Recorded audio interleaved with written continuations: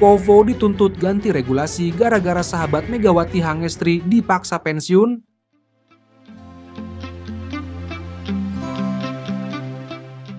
Aturan bursa transfer Liga Voli Korea. Lagi-lagi tuai kontroversi. Federasi Bola Voli Korea Selatan atau Kovo dituntut untuk mengubah regulasi karena lagi-lagi aturan bursa transfer V-League tuai kontroversi usai sahabat Megawati Hangestri dipaksa pensiun. Sebagaimana diketahui telah resmi menutup bursa transfer V-League untuk musim 2025 sampai 2026 pada Kamis, 24 April 2025 dan penentuan pemain kompensasi juga telah ditutup pada Senin, 28 April 2025 kemarin. Sejumlah pemain yang berstatus free agent, FA, atau agen bebas pun telah menentukan nasibnya masing-masing. Namun sempat terjadi kontroversi saat hari terakhir bursa transfer pemain FA, di mana sahabat Megawati Hangestri yakni Pyo Seung-ju memutuskan untuk mempertahankan statusnya sebagai FA. Ia tak hanya gagal memperpanjang kontrak bersama Red Sparks, namun juga tak menandatangani kontrak dengan 6 tim lainnya. Menurut aturan Kovo pasal 5 paragraf 3 dalam aturan manajemen FA, federasi akan memperlakukan pemain yang belum menandatangani kontrak pada periode negosiasi tahun yang bersangkutan sebagai pemain yang tak memiliki kontrak. Setelah diumumkan sebagai agen bebas yang tak menandatangani kontrak, pemain tersebut tak dapat menandatangani kontrak dengan tim manapun. Sang pemain baru bisa bebas menandatangani kontrak dengan klub manapun selama periode negosiasi FA pada musim depan. Artinya, Pyo Seung-ju tak bisa bermain untuk Red Sparks maupun tim manapun pada Liga Voli Korea 2025 sampai 2026. Ia baru bisa bermain lagi jika sudah memutuskan nasibnya saat musim 2026 sampai 2027 mendatang.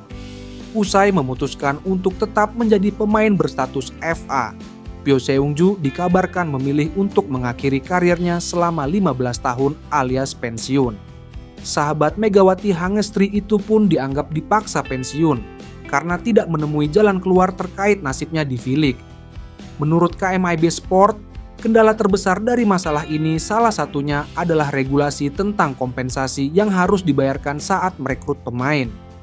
Pyo Seung-ju yang menerima gaji 300 juta won musim lalu diklasifikasikan sebagai pemain grade A di bursa transfer pemain FA. Tim yang merekrutnya harus membayar tim asalnya 200% dari gaji musim sebelumnya, ditambah satu pemain selain 6 pemain yang dilindungi atau 300% dari gaji musim sebelumnya. Pihak klub yang merasa terbebani oleh hal ini mencoba untuk melakukan negosiasi penandatanganan dan trade alih-alih negosiasi FA, tetapi gagal. Kritik pun langsung muncul bahwa standar kompensasinya terlalu berlebihan dibandingkan dengan olahraga lain. Contohnya dalam cabur sepak bola, tidak ada peraturan mengenai kompensasi pemain saat mentransfer pemain, jadi perpindahan antar tim relatif bebas. Sehingga Kovo perlu merevisi soal regulasi di bursa transfer FA. Ini karena sistem pemeringkatan FA tidak mencerminkan kenyataan dalam situasi di mana gaji pemain telah meningkat signifikan dibandingkan sebelumnya. Menurut sistem FA Kovo saat ini, pemain diklasifikasikan ke dalam grade A, B, dan C berdasarkan gaji musim sebelumnya. Divisi wanita diklasifikasikan sebagai grade A jika gaji pokok tahunan lebih dari 100 juta won, tetapi ada kritik bahwa ini tidak realistis. Faktanya, di antara 14 kandidat pemain FA wanita kali ini, satu-satunya pemain yang tidak termasuk dalam kategori tersebut adalah Lee Da-hyun, yang menandatangani kontrak senilai 40 juta won dengan Hill State karena gagal abroad ke luar negeri. Sudah hampir 10 tahun sejak sistem pemeringkatan FA dibuat, tetapi mereka masih menggunakan standar itu. Gaji pemain sudah meningkat terlalu tinggi untuk menerapkannya sebagaimana adanya, ucap pengamat voli Korea. Tentu saja kekhawatiran tentang efek samping tetap ada. Pasalnya, jika standar gaji untuk grade A dinaikkan, tim akan dapat memutuskan untuk menaikkan gaji pemain ketika FA sudah dekat agar dapat mempertahankan pemain di kelas di bawahnya. Maka penyesuaian salary cap, plafon gaji tahunan, harus dilakukan secara seragam. Hal ini juga sempat disinggung oleh salah satu pejabat klub, kita perlu menyesuaikan sistem pemeringkatan FA agar sesuai dengan kenyataan dan pada saat yang sama mempertimbangkan untuk menurunkan batasan gaji maksimum untuk pemain individu. Kita memerlukan perangkat pengaman untuk mencegah fenomena gelembung gaji yang disebabkan oleh pemanasan berlebihan dalam perekrutan pemain. Namun, divisi wanita tidak membahas rencana pengurangan karena total kompensasinya musim ini adalah 2,9 miliar won, termasuk batasan gaji sebesar 2 miliar won, batasan opsi sebesar 600 juta won, dan bonus kemenangan sebesar 300 juta won. Lalu, bagaimana pendapat kalian? Tulis di kolom komentar ya.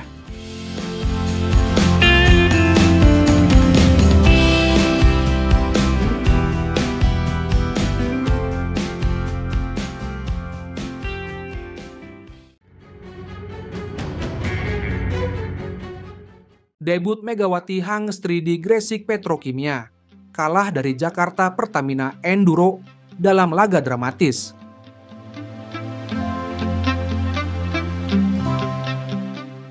Laga panas terjadi di Gor Sritex Arena, Solo, pada Jumat 2 Mei 2025 saat Gresik Petrokimia Pupuk Indonesia berhadapan dengan Jakarta Pertamina Enduro dalam lanjutan babak final 4 seri ketiga, Proliga 2025.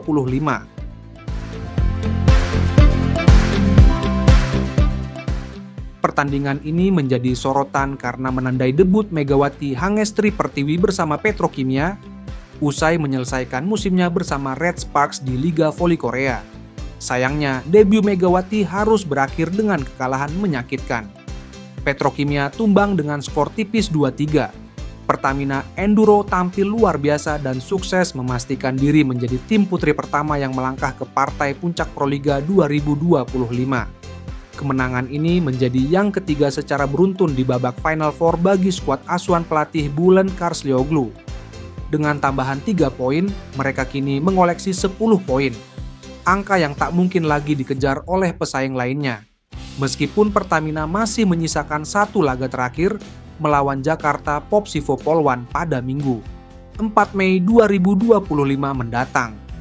Pertandingan berjalan sangat ketat sejak awal.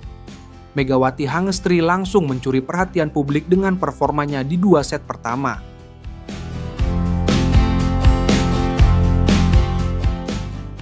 Serangan-serangan tajam dari pemain berjuluk Megatron itu membuat lini pertahanan Pertamina kewalahan. Ia tampil terengginas dengan SMS keras dan variasi serangan yang membuat Petrokimia unggul. Lebih dulu 2-0 lewat kemenangan 25-22 dan 25-20. Debut Megawati seolah menjadi pengangkat semangat Petrokimia yang tampil dominan di awal laga. Namun, situasi berubah drastis mulai set ketiga. Jakarta Pertamina Enduro tampil lebih agresif dan solid. Trio Junaidah Santi, Jordan Thompson, dan Iana Scherban tampil luar biasa, mencetak poin demi poin dan mendikte permainan. Mereka membuka set ketiga dengan keunggulan 10-6 dan terus melaju hingga menutup set dengan skor telak 25-15. Momentum kebangkitan Pertamina berlanjut ke set keempat. Kedua tim tampil dengan semangat juang tinggi. Saling kejar angka sempat terjadi, namun kestabilan permainan tim Pertamina membuat mereka kembali unggul.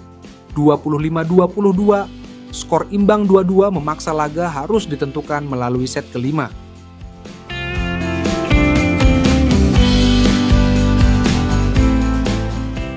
Pada set penentuan, tekanan justru berbalik menghantam Petrokimia.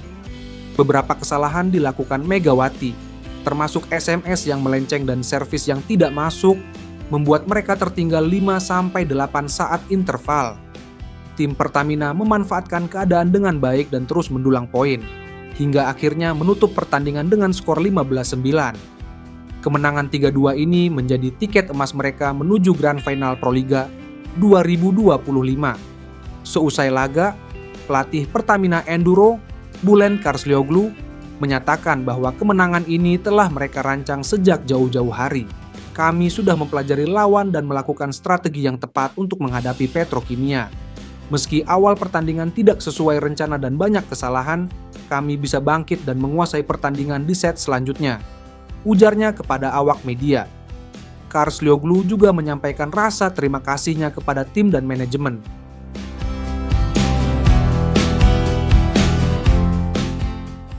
Ia menyebut kemenangan ini sebagai hasil kerja keras semua pihak.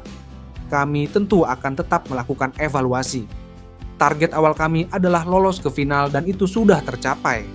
Selanjutnya kami akan fokus untuk meraih gelar juara, tambahnya. Sementara itu, pemain asing Pertamina asal Rusia, Yana Shcherban, mengungkapkan rasa bahagianya meski sempat mengalami tekanan di awal laga. Kami bermain tidak mudah hari ini. 2 set pertama kami banyak melakukan kesalahan, tapi kemudian kami belajar dari itu dan bisa bermain lebih baik, kata Shcherban.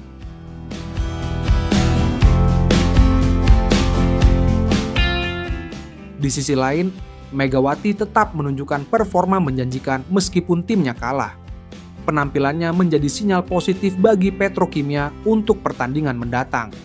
Namun, tim asuhan pelatih Masudi harus segera berbenah jika ingin tetap menjaga asa di sisa laga final 4. Dengan kemenangan ini, Jakarta Pertamina Enduro menjadi kandidat kuat juara Proliga 2025 dan tinggal menunggu lawan mereka di partai final yang akan digelar pekan depan.